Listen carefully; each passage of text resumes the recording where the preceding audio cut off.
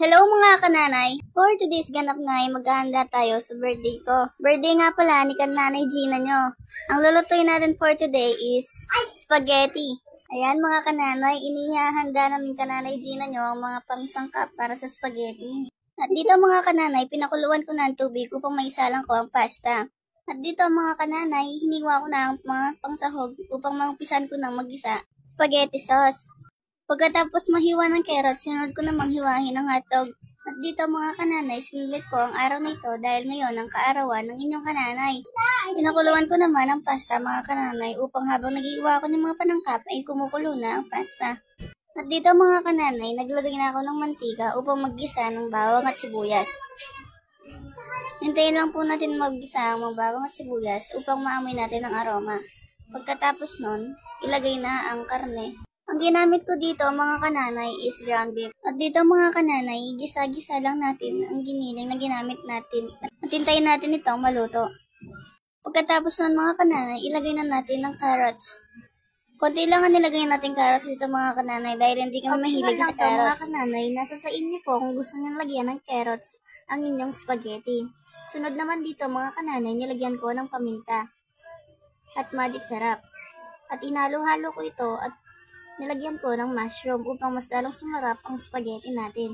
Sinunod ko naman pong lagyan ng asin at konting asukal. Pagkatapos nun, ituloy lang tayo sa paghahalo mga kananay. At dito, nilagay ko na ang spaghetti sauce.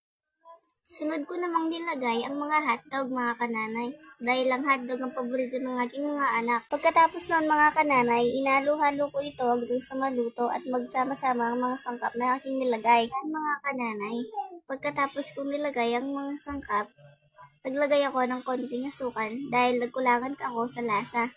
At nung kumulo na mga kananay ay naglagay na ako ng creamier. Ang creamier pa na nalagay ko, ang flavor nito ay keso. Upang mas lalo tayong makatipid dahil sa panahon ngayon is mahal na ang bilihin. Hintayin lang natin itong maluto mga kananay. Aluhin muna natin ito hanggang sa mas lalo pa nating ma-achieve ang gusto nating texture. At dito mga kananay, nilagyan ko pa ng creamier para mas lalong sumarap ang spaghetti na ating gagawin. Mas creamier, mas masarap.